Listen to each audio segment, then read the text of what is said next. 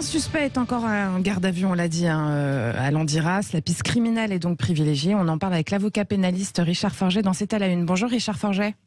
Bonjour Judith Belair. Bonjour Richard Forget, merci d'être avec nous ce matin sur Sud Radio. La garde à vue du suspect de l'incendie de Landiras qui était d'ailleurs prolongé hier soir. On va revenir sur son profil, sur celui des pyromanes en général, mais d'abord très concrètement, c'est quoi la peine maximale encourue pour un individu reconnu coupable de feu volontaire ? Alors, un individu reconnu coupable, il va y avoir deux cas. C'est qu'on va d'abord avoir le pyromane et on va avoir le vrai incendiaire criminel. Pourquoi je dis le vrai incendiaire criminel ? Le vrai incendiaire criminel, c'est quelqu'un qui n'est pas atteint d'une maladie, puisque être pyromane, c'est être malade.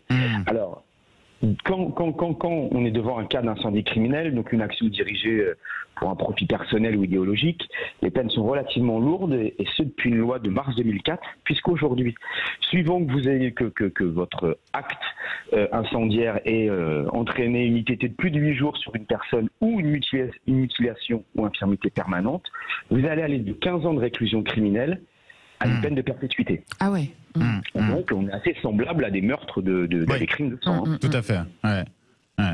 Alors l'autre souci, c'est que dedans, souvent il y a une grande méprise, et j'entendais le sondage que vous faisiez actuellement, c'est que le pyromane, comme je le disais, a atteint une maladie. Donc le pyromane. Donc est-ce qu'il est responsable ou pas ? C'est toute la question. Ah oui. C'est ce qui crée l'émoi dans la population, puisque généralement, le pyromane qui va aller incendier un bois, une forêt, des landes, des maquis, on est réellement là dans l'acte un peu pathologique et dans les grandes affaires assez retentissantes des dernières années, ils ont été déclarés irresponsables. Alors il y a ça, il y a cet enjeu-là, vous le disiez. Il y a aussi un autre enjeu, c'est qu'il y a une différence entre la peine maximale encourue et celle qui est en général décidée par la justice. Ça aussi, il peut y avoir un écart. Je ne sais pas si c'est le cas. Il peut y avoir un écart parce que les peines sont des peines maximales et bien évidemment le juge peut descendre bien en dessous et aussi aménager la peine, c'est-à-dire qu'on peut l'effectuer sous forme de sursis. Mais encore une fois,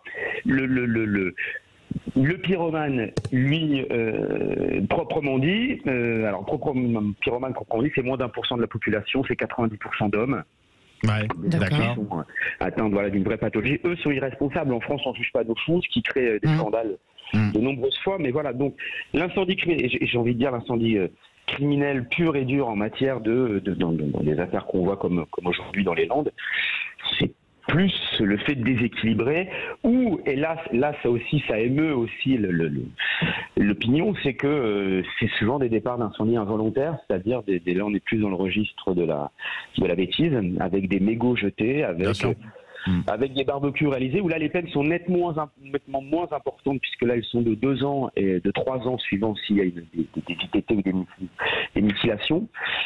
Et là, encore une fois, ça bloque un peu. Donc je comprends que les gens soient émus, mais la réponse pénale, elle est rarement adaptée, puisqu'encore une fois, l'incendiaire criminel stricto sensu, c'est plus celui qui va aller incendier la maison de son ennemi, la voiture de sa femme. Voilà. On est sur des exemples précis, oui. Alors, Richard Forget, est-ce qu'il ne faudrait pas, justement, à part les dommages et intérêts, prononcer des peines de prison beaucoup plus fortes, parce qu'on le sait, le climat change, il va falloir s'adapter, il y a certainement de plus en plus de feux de forêt à venir, etc.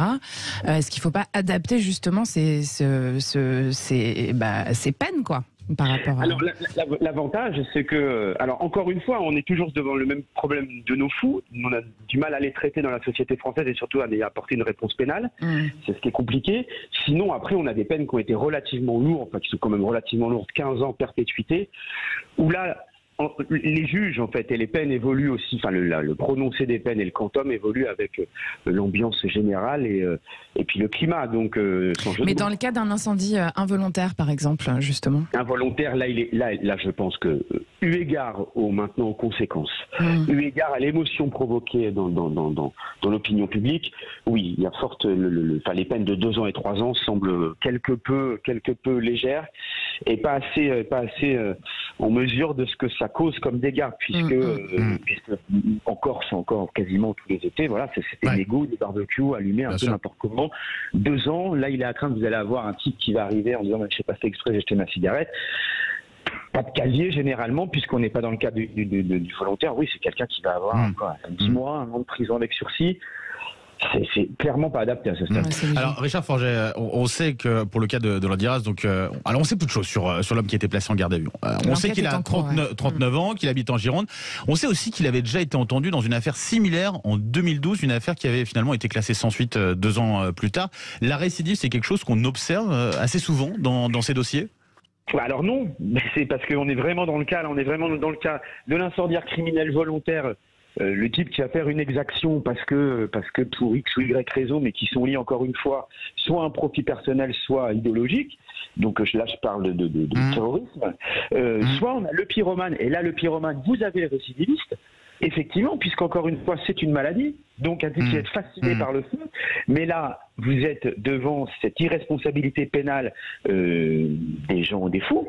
Et encore une fois, et ça arrive dans pas mal d'affaires médiatisées, on ne sait pas traiter ce genre de problème. Et là, ça va être compliqué aussi pour l'opinion publique de le comprendre, parce que, alors, l'enquête est en cours, bien sûr, et on attend de voir comment ça va évoluer, mais s'il y a irresponsabilité là-dessus, ça va être compliqué aussi de l'accepter pour les populations sur place, et puis pour l'opinion publique globalement en France, quoi. C'est la raison pour laquelle vous avez maintenant des d'experts qui vont succéder pour dire non, il est irresponsable, mais pas trop quand même, parce qu'à un moment, il avait quand même conscience. Et on essaye de faire rentrer des ronds dans des carrés en disant c'est bon, il n'y a pas de problème, on va le juger. Mais l'émotion est telle et les dégâts sont tels qu'il faut le comprendre. Merci en tout cas, Richard Forget, d'avoir été avec nous ce matin sur Sud Radio.